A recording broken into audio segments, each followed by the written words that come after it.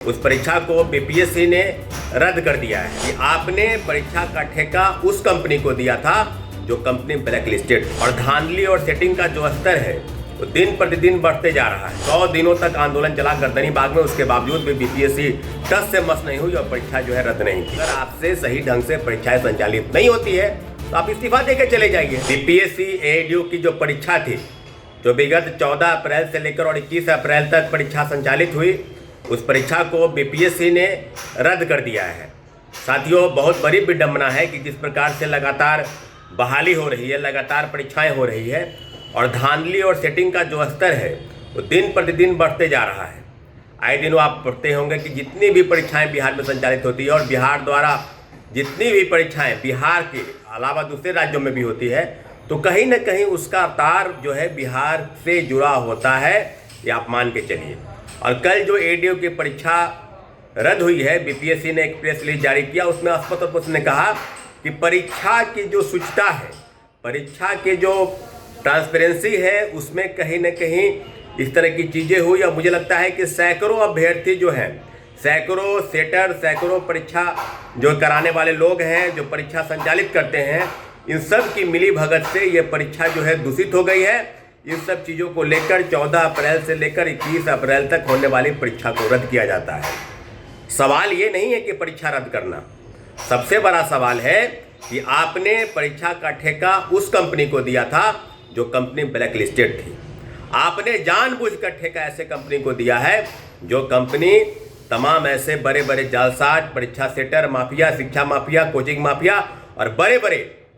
जो सफ़ेद पोश लोग हैं उनके साथ संगठित होकर इस परीक्षा को दूषित करे, परीक्षा में पेपर लीक, धांधली सेटिंग करे और बड़े पैमाने पर पैसे की उगाही कर सके। साथियों, आज पहली बार नहीं है कि बीपीएससी ने इसके पहले भी 67वीं पेपर लीक कांड हुआ, उसमें भी टाल मटोल कर रही थी, परंतु अंतोगत्वा उसको परीक्षा रद्द करनी पड़ी। 17वीं सिविल सेवा सबसे बड़ा उदाहरण है कि परीक्षा एक शिफ्ट में आयोजित होने वाली थी और उसको 2 शिफ्ट में आयोजित किया गया। पटना का बापू परिसर केंद्र, जहां परीक्षा सही ढंग से आयोजित कराने में पटना पुलिस प्रशासन और बीपीएससी के अधिकारी बिल्कुल नाकाम रहे, और वही परीक्षा जब दोबारा हुई तो हम लोग मांग करते रहे और लगभग बड़े आंदोलन हुए। 100 दिनों तक आंदोलन चला गर्दनी बाग में, उसके बावजूद भी बीपीएससी टस से मस नहीं हुई और परीक्षा जो है रद्द नहीं की। और आज जिस प्रकार से आप बता रहे हैं और तमाम जगहों पर छापेमारी चल रही है, आर्थिक अपराध इकाई की टीम ने जो एसआईटी का गठन किया और जो रिपोर्ट सौंपी गई उसके आधार पर परीक्षा रद्द की गई है। तो बीपीएससी के चेयरमैन रवि परमार मनु भाई, आदरणीय रवि परमार मनु भाई, बताएं कि आपके वजह से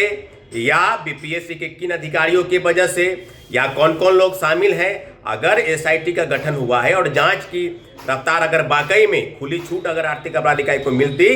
तो निश्चित रूप से कई ऐसे लोग हैं, कई ऐसे सफ़ेद पोश लोग हैं जो इसके गिरफ्त में आते, परंतु जांच के नाम पर वही छोटे मोटे प्यादे को पकड़ के गिरफ्त में लेना है। और फिर परीक्षा में जो शामिल लोग हैं, जो ऐसे लोग हैं जिनको कहीं ना कहीं बचाने का प्रयास चलेगा और फिर उसको छोड़ दिया जाएगा। साथियों, बहुत बड़ी बात है कि लाखों लाख अभ्यर्थी जो दिन रात तैयारी करते हैं, दिन रात अपने सपनों को बुनते हैं कि चलो इस बार परीक्षा में किसी प्रकार से मेरिट के दम पर परीक्षा पास कर लेंगे और सरकारी नौकरी करके इस राज्य की सेवा करेंगे। लेकिन जिस प्रकार से एडीओ यानी सहायक शिक्षा विकास पदाधिकारी के पेपर लीक हुए, कई जगह से गिरफ्तारी हुई, पटना, मुंगेर, भागलपुर, और मुझे लगता है कि कई ऐसे जिले हैं जहां पहले से संगठित तरीके से पेपर लीक, धांधली सेटिंग कराने का जो ठेका और जिम्मा कई बड़े अधिकारी और सफ़ेद पोस्ट लोग, कोचिंग माफिया और शिक्षा माफिया उठा रखे थे, उन्हीं का परिणाम है कि बीपीएससी को एक बड़े दबाव के बाद बीपीएससी को परीक्षा रद्द करनी पड़ी। बीपीएससी के परीक्षा रद्द होने से आप एक समझ लीजिए कि जिस प्रकार से चीज़ें बदली है कि बीपीएससी कहेगी कि हमने परीक्षा रद्द कर दी। परीक्षा रद्द करना आपका काम नहीं बच गया है, परीक्षा सही ढंग से संचालित कराना, परीक्षा ट्रांसपेरेंसी के साथ आयोजित हो जाए, वो प्रकाशित करना और पूरी बहाली प्रक्रिया पूरी करना, ये आपका जिम्मा है। आपने वही काम किया जो काम आपको कई परीक्षाओं के बाद लिपापोती करने का प्रयास के चलते होता है। चेयरमैन रवि परमार मनु भाई क्यों नहीं इस्तीफा दे देते? अगर आपसे सही ढंग से परीक्षाएं संचालित नहीं होती है तो आप इस्तीफा देकर चले जाइए। लेकिन हम कहेंगे कि मुख्यमंत्री जो नए मुख्यमंत्री बने श्री सम्राट चौधरी, उनके दिशा निर्देश पर कहीं ना कहीं परीक्षा जो दूषित हुई है एडीओ की परीक्षा, उसको रद्द करने का फैसला किया गया है। तो बिहार के लाखों लाख युवा नौजवान अभ्यर्थियों की तरफ से बिहार के मुख्यमंत्री को बहुत बहुत धन्यवाद कि आपने इतने महत्वपूर्ण फैसले लिए कि एडीओ की परीक्षा जो बीपीएससी कह रही थी, बीपीएससी ने पहले भी एक प्रेस रिलीज जारी किया था, उन्होंने कहा कि किसी को नहीं छोड़ेंगे, जो भी परीक्षा को दूषित करने का प्रयास करेगा। तो फिर क्यों नहीं, अगर जांच अगर अच्छे तरीके से हो जाती तो फिर तो सारी चीज़ें सामने आ जाती। तो मुझे लगता है कि बीपीएससी की बिना मिली भगत के ये संभव नहीं है। बीपीएससी के चेयरमैन तुरंत इस्तीफा दें और नए मुख्यमंत्री जी को चाहिए कि एसआईटी को खुली छूट दे कि कौन ऐसे लोग हैं जो बीपीएससी ही नहीं, राज्य के तमाम ऐसे परीक्षाओं में शामिल होकर अभ्यर्थियों को गुमराह करके और जितनी भी चीज़ें हैं पेपर लीक धांधली सेटिंग में संलिप्त होते हैं, उनके खिलाफ कठोर कानूनी कार्रवाई की जाए। ऐसे खुली छूट मिलनी चाहिए। एक बार फिर से लाखों लाख अभ्यर्थी की तरफ से बिहार के मुख्यमंत्री